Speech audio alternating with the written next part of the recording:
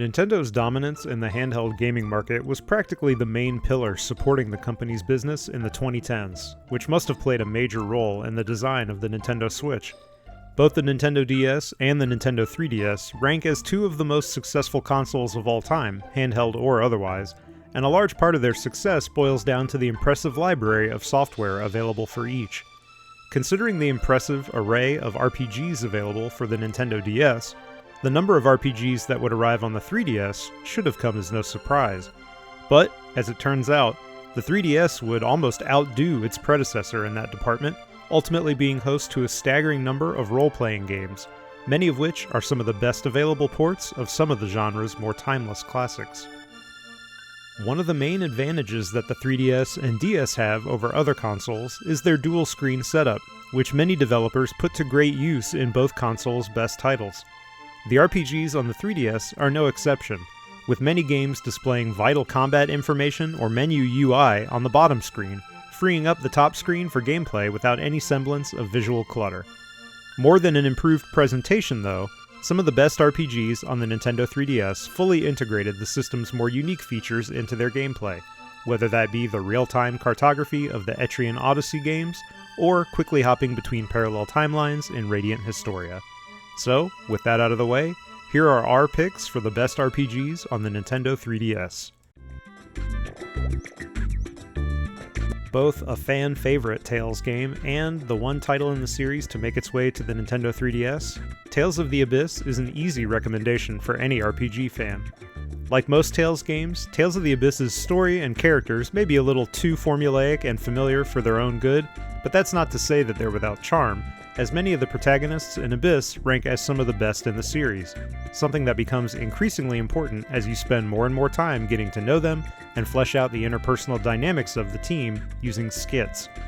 Aside from its narrative though, Tales of the Abyss features one of the better iterations of the linear motion battle system combat model, and having that 3DS top screen free of clutter to display the action is a major bonus. Both the Shin Megami Tensei series and Etrian Odyssey were majorly popular on the DS and 3DS, enough for Nintendo's handhelds to become their de facto home ahead of Persona's mainstream breakthrough in 2017, courtesy of Persona 5. So what happens when you combine both series into one unique entry that mixes the best elements of each? You get Persona Q. Essentially an Etrian Odyssey-style dungeon crawler in a Persona or Shin Megami Tensei skin, Persona Q, and its equally as excellent sequel, are absolutely bursting with style and visual flair befitting their namesake, but their gameplay is decidedly old school in its approach to being a turn-based first-person dungeon crawler. But the kicker, and what has helped make Persona Q a cult classic, is that the game bridges Persona 3 and Persona 4 to feature some of the most beloved characters in the series. Speaking of Etrian Odyssey, the series' initial trilogy of titles would naturally give way to the next game in the franchise making its debut on the 3DS, with Etrian Odyssey 4 being the first of a whopping 6 games to arrive on the console. If there's one criticism that can be lobbed at Etrian Odyssey 4, it's that the game mostly plays it safe when it comes to how closely it sticks to the established gameplay formula from the first 3 Etrian Odyssey games. There is, however, one unique wrinkle introduced in Etrian Odyssey 4 that makes it arguably the best of the first 4 entries in the series, and that's its inclusion of an overworld map and enhanced cartography features while in dungeons.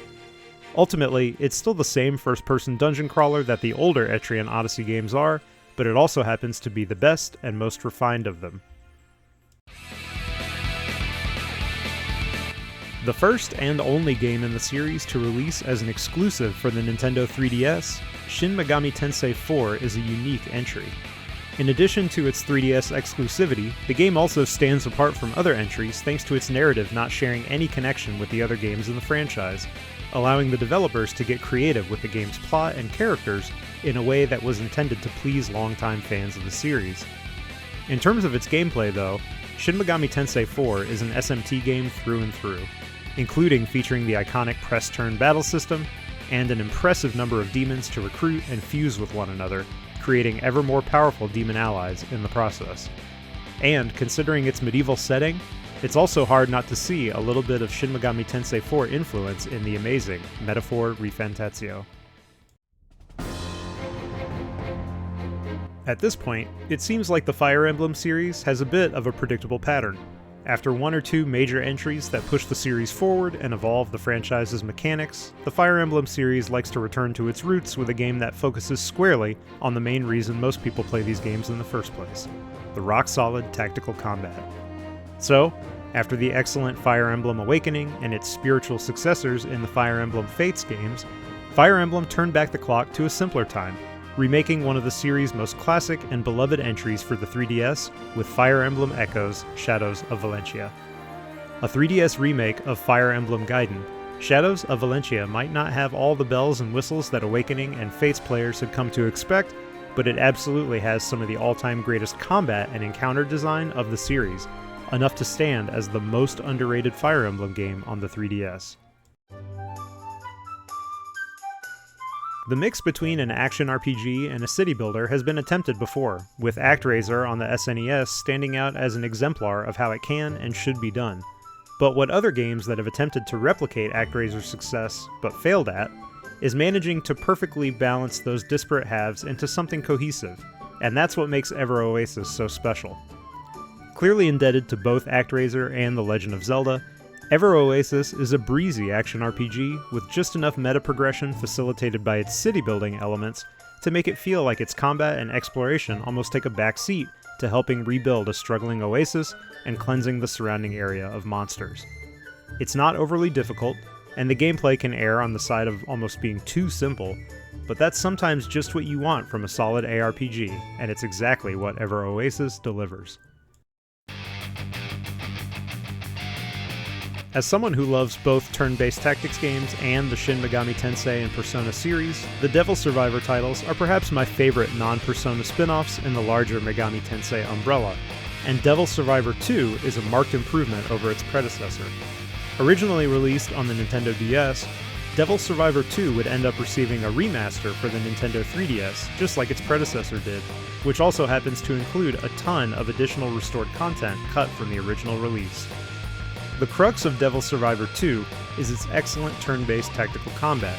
which skillfully blends the classic elements and mechanics of a TRPG with the iconic press-turn battle system from the Shin Megami Tensei series. As the first two games in Pokemon's 6th generation and the first Pokemon games for the 3DS, Pokemon X and Y had a lot riding on them. And while these titles didn't do a whole lot to reinvent the series, they did add enough new mechanics and elements that became series mainstays for them to be recognized now as two of the more important modern Pokemon games. 72 new Pokemon, the introduction of the Fairy type, Mega Evolutions, and full 3D visuals, Pokemon X and Y helped usher the Pokemon series into the modern era in a way that the DS entries never did. And looking at the amount of innovations they brought to the franchise makes it easy to see how important these two titles are.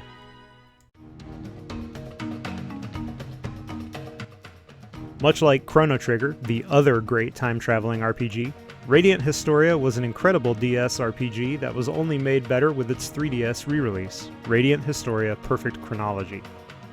Also similar to Chrono Trigger, Radiant Historia sees players take on the role of a protagonist who uses their ability to navigate multiple timelines as a way to prevent an apocalyptic disaster.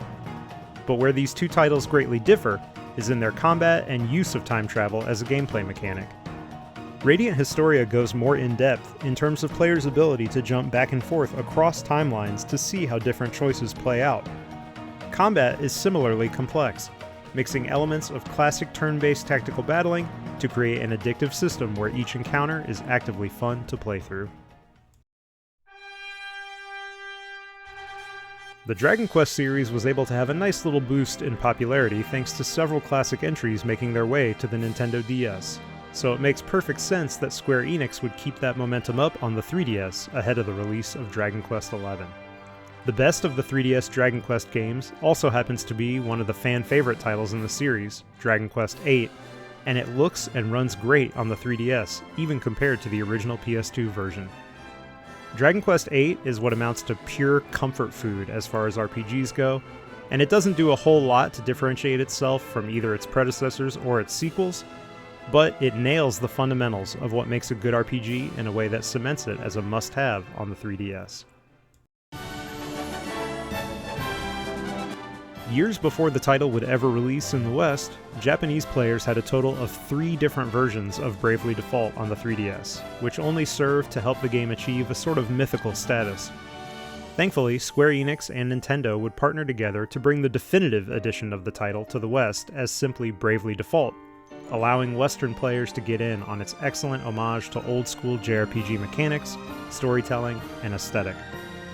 Discovering all the different jobs there are to unlock and trying them out in battle to see how they synergize never seems to lose its luster all these years later, and the fact that the game is receiving an HD remaster as a launch title for the Switch 2 is testament to the series' lasting appeal as a modern RPG, harkening back to the genre's origins. One of the few games to release exclusively as a new Nintendo 3DS title, the 3DS port of Xenoblade Chronicles is nothing short of impressive. Taking the classic Wii JRPG and squeezing it down onto the 3DS must have been a challenge for Monolith Soft and Monster Games, but to their credit, both studios successfully pulled it off, allowing new Nintendo 3DS owners the chance to experience one of the greatest RPGs of all time on the go. While this version has since been outclassed by the excellent Xenoblade Chronicles Definitive Edition on Switch, Xenoblade Chronicles 3D is still one of the best RPGs on Nintendo's 3D handheld, and the ability to traverse Bionis and Mechonis in stereoscopic 3D never gets old. Following the Fire Emblem series' mainstream breakthrough with Fire Emblem Awakening, the team at Intelligent Systems would take a page from Pokemon's handbook and release 2 separate yet connected entries with Fire Emblem Fates. Fates tells the story of 2 clashing royal families and the children who get caught up in trying to end that generational conflict through a peacekeeping gift of heirs. Both Conquest and Birthright are excellent games that feature unique missions, unit types, and story beats essential to learning the full scope of the saga, and that they're each capped off with the excellent Revelations epilogue only speaks to the grandiose scale and ambition that the Fire Emblem Fates games have. Best of all 3 titles retain most of the new mechanics introduced in Awakening, making it one of the most complete and feature-rich Fire Emblem experiences available.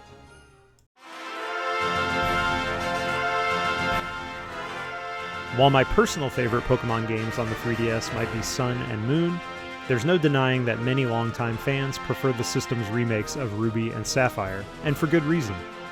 Pokemon Omega Ruby and Alpha Sapphire reimagined 2 of the more classic Game Boy Advance era Pokemon titles using new mechanics that were introduced in Pokemon X and Y,